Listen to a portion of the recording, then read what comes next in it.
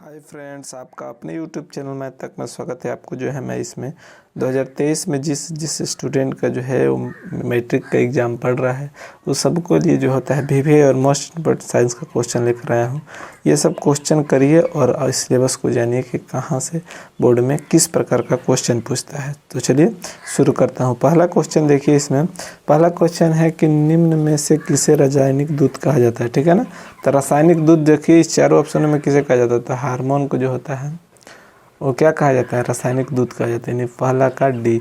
ये क्वेश्चन जो है वो बोर्ड में लगभग 4-5 बार रिपीट कर चुका है। ये सब क्वेश्चन आप याद भी रखिएगा। ठीक है ना। ये आपको 2023 में पूछ भी सकता है। ठीक है। पहले के बाद से दूसरा नंबर क्वेश्चन देखिए। दूसरा नंबर क्वेश्चन है कि पौधों के उत्सर्जी पदार्थ निम्न में से कौन से। पौधों में जो उत्सर्जी पदार्थ होते हैं वो कौन कौन से होते हैं। ठीक है ना। तो पौधों में आप देखे होंगे कि बाहरी कुछ उसके छाल पर जो है वो वेस्टेज पदार्थ निकलते हैं। तो उसमें गोंद भी होता है, रेजिन भी होता है, टैनिन भी होता है। ये सभी वेस्टेज पदार्थ यानी कि उत्सर्जित पदार्थ होते हैं। ठीक है ना। तो यानी कि इसमें तीनों जो होता है उत्सर्जित पदार्थ, यानी इसका ऑप्शन जो होगा वो डी हो जाएगा। इनमें से सभी बिल्कुल सही है। ठीक है ना। तो 2 का डी हो जाएगा। 2 के बाद आप आ जाइए 3 नंबर क्वेश्चन देख लीजिए। 3 नंबर क्वेश्चन है कि मनुष्य हृदय में कोष्ठों की संख्या कितनी होती है। ठीक है ना। मनुष्य में जो होता है वो कितने कोष्ठ होते हैं, तो मनुष्य के शरीर में 4 कोष्ठ होते हैं। ठीक है। चारों का नाम अगर जो आपसे पूछेगा तो दया नीले, बाया नीले, दयालीन, बायालीन। ठीक है ना। आप याद रखें, ऐसे पूछेगा नहीं, ऑप्शन में यही सब क्वेश्चन पूछता है। ठीक है। 3 के बाद आप 4 नंबर क्वेश्चन देखिए। 4 नंबर क्वेश्चन है कि निम्न में से कौन सा हेट्रोक्राइन ग्रंथि। हेट्रोक्राइन ग्रंथि जो है इसमें थायराइड ग्रंथि को हेट्रोक्राइन ग्रंथि बोला जाता है। ठीक है ना। यानी 4 का डी बिल्कुल सही है। 4 के बाद से आप 5 नंबर क्वेश्चन देख लीजिए। 5 नंबर क्वेश्चन है कि पौधों में गैसों का आदान प्रदान होता है। तो पौधों में गैसों का आदान प्रदान पहला तो रंध्र द्वारा, पत्तों में जो रंध्र होता है उसके द्वारा भी होता है, वात रंध्र द्वारा भी होता है और जड़ की सतह द्वारा होता है। जड़ की सतह में से भी कभी कभी ऑक्सीजन जो होता है वो लेता है। ठीक है ना। ऑक्सीजन या कार्बन जो भी लेना होता है वो लेता है। ठीक है ना। यानी कि ऑप्शन डी हो जाएगा। 5 का डी बिल्कुल सही है। 5 के बाद से आप आ जाइए 6 नंबर क्वेश्चन देख लीजिए। 6 नंबर क्वेश्चन है कि निम्न में से कौन सा पुरुष हार्मोन है। ठीक है ना। तो पुरुष हार्मोन जो होता है टेस्टोस्टेरोन जो होता है वो क्या होता है, पुरुष हार्मोन होता है। ठीक है ना। 6 का सी बिल्कुल सही है। 6 के बाद आप आ जाइए 7 नंबर क्वेश्चन देख लीजिए। 7 नंबर है कि किण्वन क्रिया पाई जाती है। तो किण्वन क्रिया ईस्ट में पाई जाती है। ठीक है ना। किस में पाई जाती है, ईस्ट में पाई जाती है। यानी 7 का बी बिल्कुल सही है।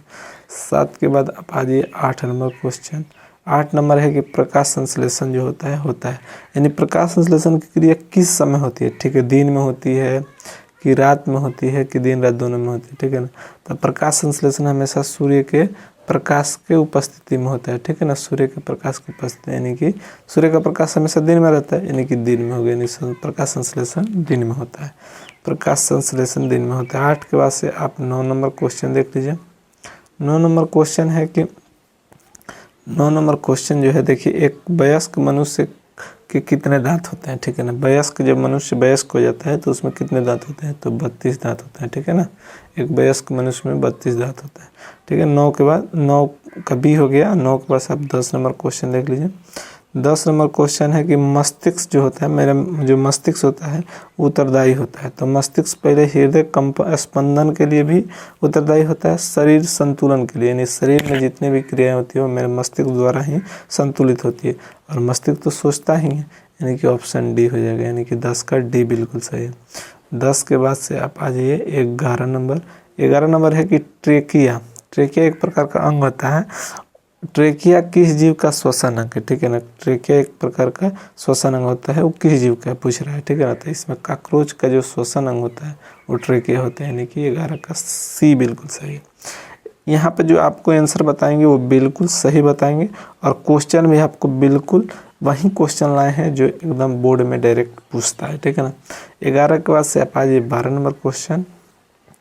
12 नंबर क्वेश्चन है कि भोजन में शरीर में भोजन का पचना किस प्रकार की अभिक्रिया। 12 नंबर क्वेश्चन है कि शरीर में भोजन का पचना किस प्रकार की अभिक्रिया। ठीक है।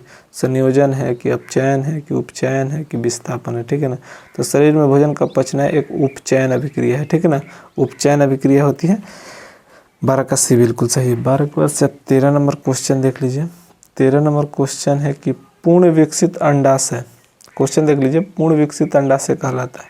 तो पूर्ण विकसित अंडाशय को बीजांड कहते हैं, ठीक है ना, बीजांड जो होता है उसको कहते हैं, ठीक है, यानी कि 13 का ए बिल्कुल सही है।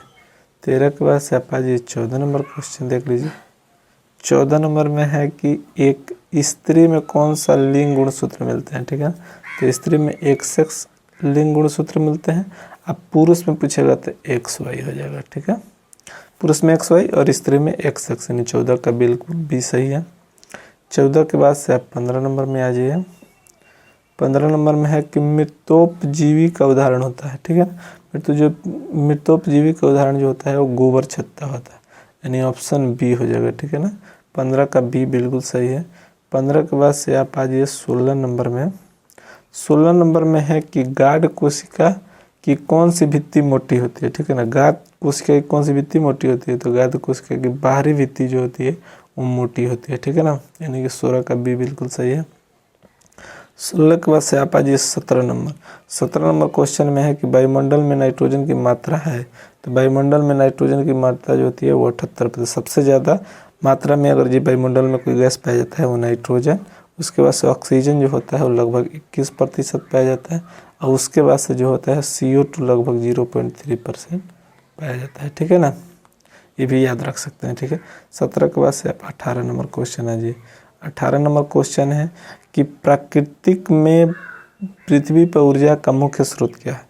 तो ऊर्जा, तो सूर्य जो होता है ऊर्जा का एक प्रमुख स्रोत है, जो पूरे वायुमंडल पूरे ब्रह्मांड में जो होता है वो सूर्य जो होता है एक ऊर्जा के रूप में कार्य करता है, यानी 18 का डी बिल्कुल सही है, ठीक है। 18 के बाद से आप आ जाइए 19 नंबर क्वेश्चन में। 19 नंबर क्वेश्चन देखिए, बोल रहा है कि द ओरिजिन ऑफ स्पेसिस नामक पुस्तक किसने लिखा था। यह पुस्तक था जिसको डार्विन ने लिखा था, ठीक है ना। डार्विन एक बायोलॉजी के वैज्ञानिक थे और इन्होंने जो था वो एक बुक लिखा था द ओरिजिन ऑफ स्पेसिस, ठीक है ना, डार्विन की ही एक पुस्तक है, ठीक है।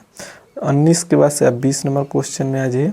20 नंबर क्वेश्चन देखे हैं कि ओजोन के अणु में ऑक्सीजन की परमाणु संख्या होती है। ओजोन का सूत्र जो होता है O3 होता है, और O3 में जो होता है वो ऑक्सीजन कितने हैं, तो 3 है। सिंपल, अगर जब आपको फार्मूला पता है तो ये क्वेश्चन भी आपसे बन जाएगा, यानी 20 का सी बिल्कुल सही है। 20 के बाद से आप 21 नंबर क्वेश्चन देखिए। 21 नंबर क्वेश्चन है कि पौधों में प्रकाश संश्लेषण का स्थान है, ठीक है ना। तो पौधे में प्रकाश संश्लेषण का स्थान क्लोरोप्लास्ट में होता है, ठीक है ना, क्लोरोप्लास्ट, यानी कि 21 का बी बिल्कुल सही। 21 के बाद से आप आ जाइए 22 नंबर क्वेश्चन। 22 नंबर क्वेश्चन है कि परिशेषिका हिस्सा है, परिशेषिका किस माने इसमें किस तंत्र का हिस्सा है, ठीक है ना। तो आहार नाल जो होता है उसी का हिस्सा जो होता है वो परिशेषिका होता है, यानी कि 22 का ए हो जाएगा। 22 के बाद से आप आ जाइए 23 नंबर क्वेश्चन।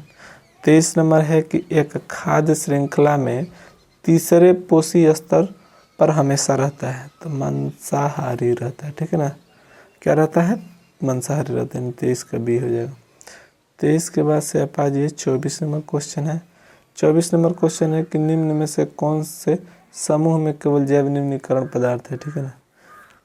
तो जैव निम्नीकरण पदार्थ का मतलब होता है कि वो पदार्थ जो होता है वो सड़ गल के ख़त्म हो जाए, ठीक है ना, उसका कोई भी वेस्ट बचे नहीं, ठीक है। देखिए घास भी सड़ गल सकता है, पुष्प भी सड़ गल सकता है, और चमड़ा भी सड़ गल के ख़त्म हो जाता है, ठीक है ना। लेकिन घास तो सड़ गल के ख़त्म हो जाएगा, लकड़ी भी ख़त्म हो जाएगा, लेकिन प्लास्टिक नहीं होता है, तो ये नहीं है, यानी ऑप्शन इसमें ए बिल्कुल सही है, ठीक है ना। 24 के बाद से 25 नंबर क्वेश्चन देख लीजिए। 25 नंबर क्वेश्चन है कि लैटेक्स जो होता है सामान्यतः पाया जाता है। ये भी एक प्रकार का वेस्ट पदार्थ यानी उत्सर्जी पदार्थ होता है, और ये सभी प्रकार के पौधे में पाया जाता है, यानी पीपल में भी पाया जाएगा, पीला कनेर में भी पाया जाएगा, और बरगद में पाया जाएगा, यानी कि इसका ऑप्शन डी हो जाएगा इनमें से सभी, यानी कि 25 का डी बिल्कुल सही है। 25 के बाद से आप आज ये 26 नंबर क्वेश्चन है कि मानव मूत्र में यूरिया की प्रतिशत मात्रा होती है। तो मानव मूत्र में जो होता है वो यूरिया की प्रतिशत मात्रा 2% होती है, ठीक है ना। 26 का सी बिल्कुल सही है। 26 के बाद से आप आज ये 27 नंबर क्वेश्चन है कि भ्रूण का विकास होता है। तो भ्रूण का विकास जो होता है वो स्त्रियों के गर्भाशय में होता है, ठीक है, यानी 27 का सी बिल्कुल सही है, ठीक है। 27 के बाद से आपका 28